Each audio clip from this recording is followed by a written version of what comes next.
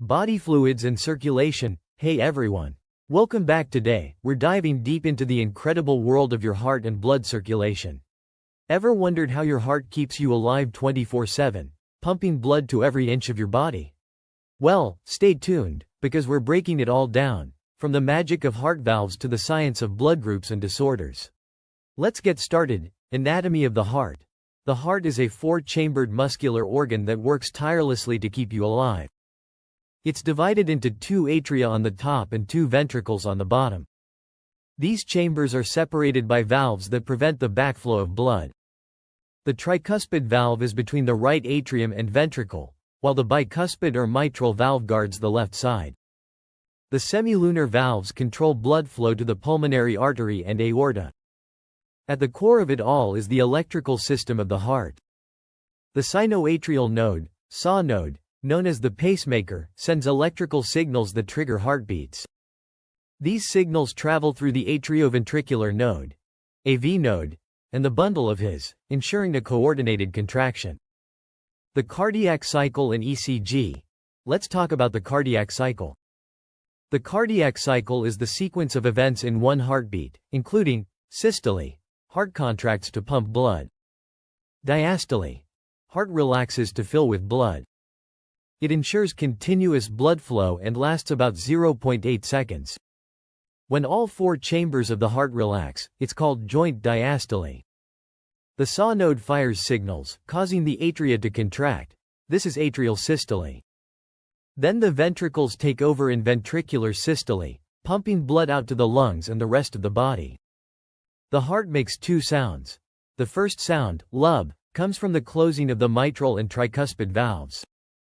The second sound, dub, is from the semilunar valves closing. Ever seen an ECG, electrocardiogram? An ECG is a graph of the heart's electrical activity, showing P-wave QRS complex T-wave. The P-wave shows atrial contraction. The QRS complex represents ventricular contraction.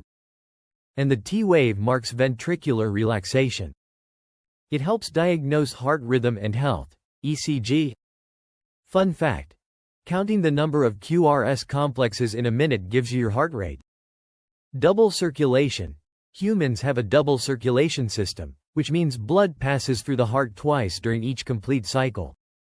1. Systemic circulation carries oxygenated blood from the left ventricle to the entire body and brings deoxygenated blood back to the right atrium. 2. Pulmonary circulation takes deoxygenated blood from the right ventricle to the lungs, where it picks up oxygen, and returns it to the left atrium. Now, let's zoom in on blood. It's not just a red liquid, it's a mobile connective tissue made of plasma, the straw-colored fluid that's 55% of blood.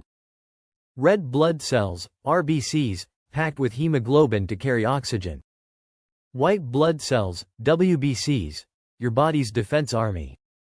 Platelets, which help in clotting. Fun fact: your blood type is determined by antigens on RBCs. The universal donor is blood group O, while AB is the universal recipient. Disorders of the circulatory system. Unfortunately, the circulatory system isn't immune to problems.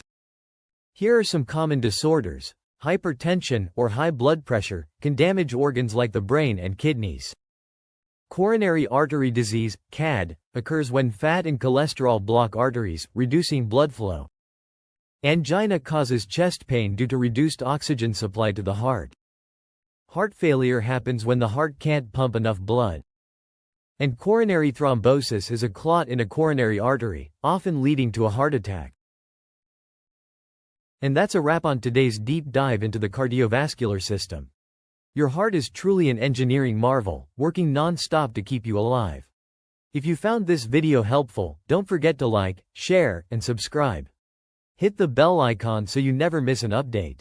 Stay curious, and I'll see you in the next video. Let me know if you'd like further tweaks.